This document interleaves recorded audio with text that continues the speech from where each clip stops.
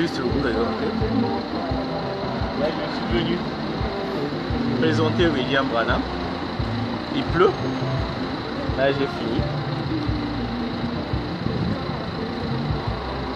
Vous voyez la photo là, elle était cassée. Elle était tombée comme ça. Et quand j'ai relevé, c'est juste la partie de la colonne de feu qui s'est cassée. La colonne de feu voulait se libérer. La colonne de feu voulait se libérer, je l'ai étouffée. Elle n'était pas contente. Et là, je peux vous montrer.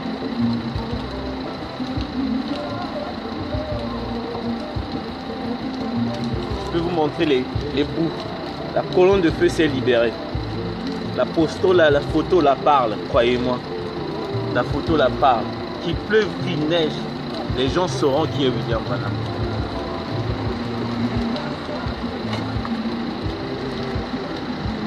Là, je voulais juste répondre à un frère là. Il a dit que j'ai fauté. Tout est vrai. Parce que j'ai dit au nom de William Marion Branham. Soit disant que les 7 tonnerres ont révélé un nom à 7 lettres.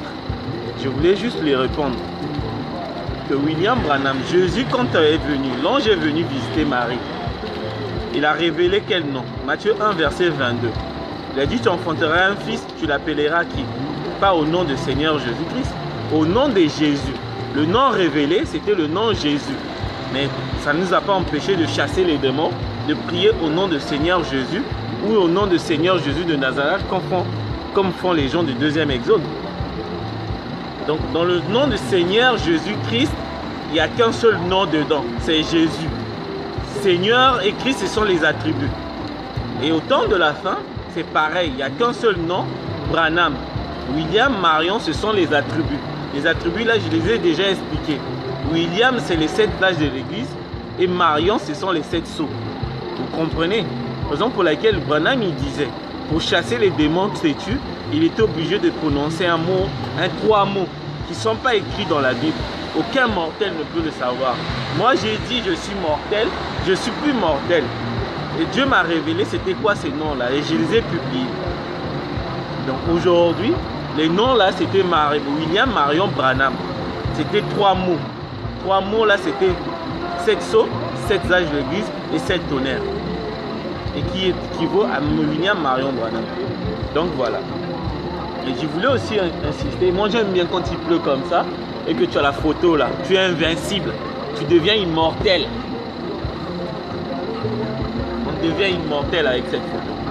Et je voulais parler, Jésus-Christ de Galilée, de l'enfant de Marie et de Joseph. Il a dit ceci, quand il prêchait dans Jean 7, il a embrouillé les pharisiens avec la manne qui tombe du ciel. Et au moment où les pharisiens, il a dit que vos pères ont mangé de la manne dans le désert, ils sont tous morts. Après, quand ils ont essayé de comprendre, il a changé. Il a pris, il a dit que celui qui ne mange pas ma chair, ne boit pas mon sang, n'a pas la vie éternelle. C'est 2 choses différentes. Il a mélangé 2 enseignements. Un enseignement qui concernait son temps, c'était équivaut à la manne qui tombait du ciel.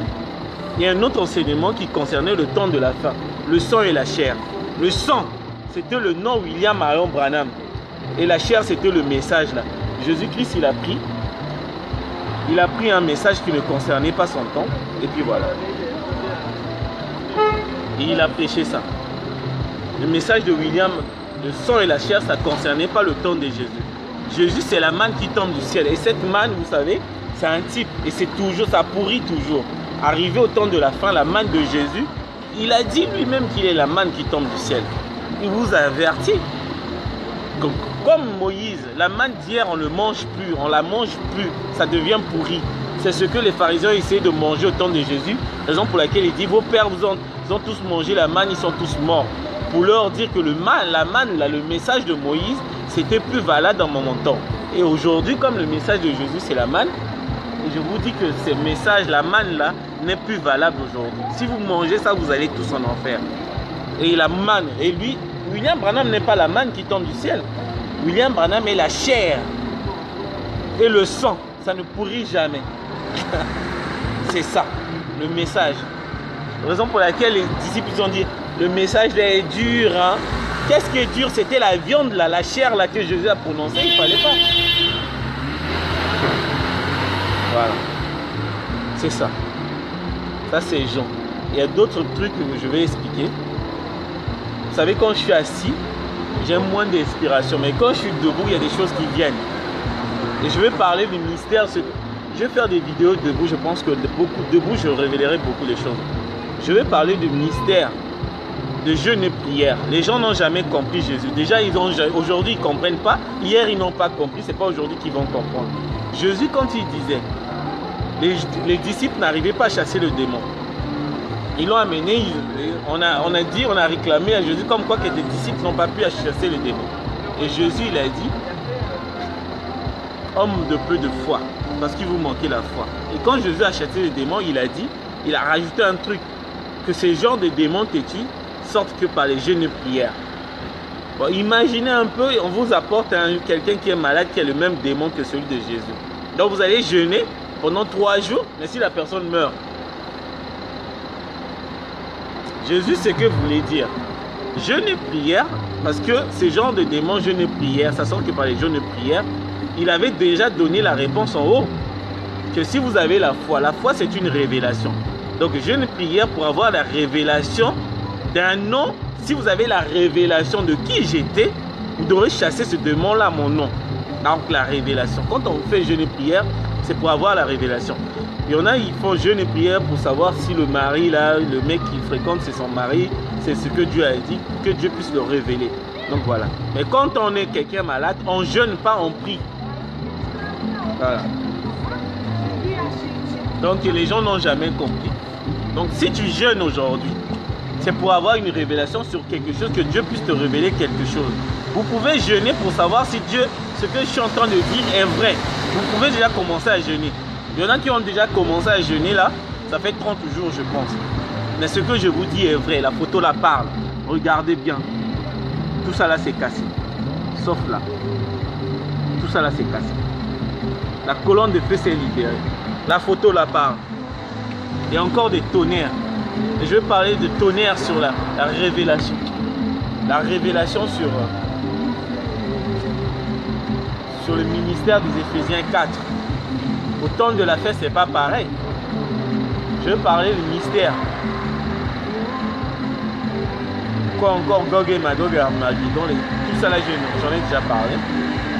Et je vais parler sur le mystère de la pyramide de l'homme parfait. Les gens n'ont jamais compris ça. Et William Branham, il expliquait. Quand on vous dit que non, répétez les bandes. Vous allez répéter les bandes. Là, regarde comment vous avez interprété la pyramide de l'homme parfait. Vous n'avez jamais compris ce que William. Et pourtant, il a dit, soyez attentifs, vous allez comprendre ça. Et je vais parler de la pyramide, le mystère, comment les Joseph et les Billy Paul sont nés. William Branham n'a jamais touché sa femme. Il est Dieu, il ne touche pas. Mais vous aveuglez. Mais comment il a eu pour faire ses enfants? Tout ça là, ça s'explique, même aujourd'hui. Et comment les Billy Paul, malgré qu'ils ne croient pas que leur père est Dieu, comment ils vont être sauvés? Alors que c'est le nom qui sauve. Les Billy Paul seront sauvés. Mais comment? Je vais vous expliquer ça. Tout est dans la Bible. Et comme moi, je pose la question aux frères du 3e exode. Joël 2,32. Dit celui qui invoquera le nom du Seigneur est sauvé. Alors ça veut dire que celui qui n'invoque pas le nom de William Branham n'est pas sauvé. Mais les Billy Paul et Joseph, ils invoquent le nom de Jésus. Mais ils seront sauvés. Comment ça? Il ne faut pas les suivre. C'est ça le mystère. Comment les Billy Paul seront sauvés alors qu'ils invoquent le nom de Jésus? C'est eux qui ont en train de mettre l'humanité dans l'erreur. Il ne faut pas les suivre. Ce n'est pas votre absolu. L'absolu, c'est William Branham. William Branham appelle Joseph et Billy Paul les frères, comme toi et moi. Hébreux 2, verset 11. Écoutez ce que je vous dis, vous allez comprendre beaucoup de choses. Posez la question. Là, on monte un peu le niveau, là, parce qu'on était sur le nom, les 7 tonnerres. Là, on est au-dessus maintenant. Posez la question, pourquoi les Billy Paul seront sauvés? Alors qu'eux, ils sont en train de prêcher le nom de Jésus-Christ. Il dit que William Branham est encore dans la tombe, mais ils seront sauvés. Mais toi, si tu suis ça, tu vas en enfer. Pourquoi? C'est un mystère, ça. Est-ce que vous comprenez? Je vais expliquer aussi un mystère que toi qui viens de connaître le message, sachez-le que tu peux sauver les âmes de tes parents qui n'ont pas connu le message, qui sont morts. C'est possible. Avec William Branham, tout est possible. Il ne faut pas le limiter. On ne limite pas. Le mec qui a révélé les sept tonnerres, c'est Dieu qui créait les écureuils. William Branham, s'il avait créé un éléphant, on devait l'adorer. Mais il a créé juste les écureuils, les gens ils se sont basés sur la taille. Mais il ne lui dit, même si c'était une fourmi, je devais croire. Vous comprenez? Donc il a créé les écureuils. Les gens, ils ont vu la taille. Oh non, c'est les écureuils. Mais s'il a créé les écureuils, c'est qu'il peut créer un éléphant. William Branham peut créer un dinosaure. Et moi, je crois ça. Est-ce que vous comprenez? Il a aveuglé, il a créé les écureuils. Les gens disent, c'est trop petit les écureuils, n'importe qui peut le faire. Hein? Toi, pécheur, tu peux créer un écureuil, toi? Mais il est Dieu. S'il avait créé un éléphant, tu devais l'adorer, mais il t'a aveuglé avec l'écureuil. Mais un élu, toi et moi, les frères, on a vu ça. Un élu, on ne peut pas l'aveugler, c'est impossible. C'est impossible. Un élu, même s'il croit pour le message de William Branham, il entend Branham, il y a quelque chose qui va se... Et je vais parler du mystère. William Branham, il avait dit un truc, qu'un jour, on aura besoin des prédicateurs en Afrique pour venir prêcher aux États-Unis. C'est une prophétie, c'est dans le livre. C'est dans Matthieu 27. Et là, je vais parler de ça. La parole a voyagé en Orient, en Occident. Aujourd'hui, à la tourne de la fin, ça va passer en Afrique. Parce que c'est l'Afrique, là où il y a des visionnaires. Aujourd'hui, on a vu que le troisième exode, c'est l'Afrique. Aux États-Unis, ils croyaient, mais ils n'avaient pas des églises. Ils croyaient en cachette. Des Sotman, ils croyaient en cachette.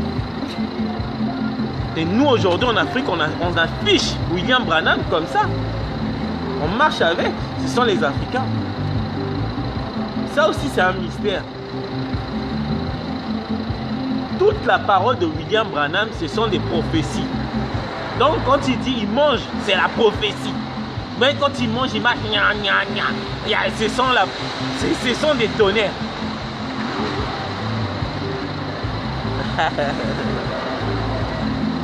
Non, non, non, non. On n'enlève pas la cravate. Donc, William Branham, quand il marche, c'est une citation. La démarche de William Branham, c'est une citation. Vous voyez comment il s'habillait? À son âge, à son époque, il s'habillait comme s'il était en 2017. Bien correct, sur mesure. Il vivait donc en dehors de son époque. Il a vu notre temps. Il vivait par rapport au temps de la fin. Bien costard, bien sur mesure. Des jeans bien là. Vous comprenez ça? Il était toujours propre, bien taillé. Il attachait bien sa cravate. Il était Dieu. Même dans sa forme de s'habiller, c'est une citation. Vous comprenez ça? Comment tu dois me croire? Pour avoir la vie éternelle, tu dois me croire. Donc je vais parler sur beaucoup de choses. Là, je suis venu montrer. La pluie s'est terminée là. Là, j'ai partagé. J'ai donné la viande fraîche là. Ils ont eu du mal à avaler. Ils n'ont pas pu. Il y en a qui ont craché. J'ai dit, avale, c'est comme ça. Jean, il était beau là, les mystères, les tonnerres, les machins. Et quand il a vu, c'était amer, il ne pouvait pas. Il n'a pas pu. Il me dit, c'est lui. Avale et prophétise. Continue. Il voulait arrêter, c'est amer. Vas-y, continue. Continue à prophétiser. C'est pas fini. Tu vas l'adorer. Et je vais parler. Au temps de la fin, Jésus n'existe pas. Dans Apocalypse, si vous me montrez Seigneur Jésus dans Apocalypse, j'arrête de prier. J'ai donné un défi à qui que ce soit. Montrez-moi Jésus dans Apocalypse, j'arrête de prier. C'est que William Branham, c'est un faux Dieu. Vous comprenez? Bon, je dois m'arrêter.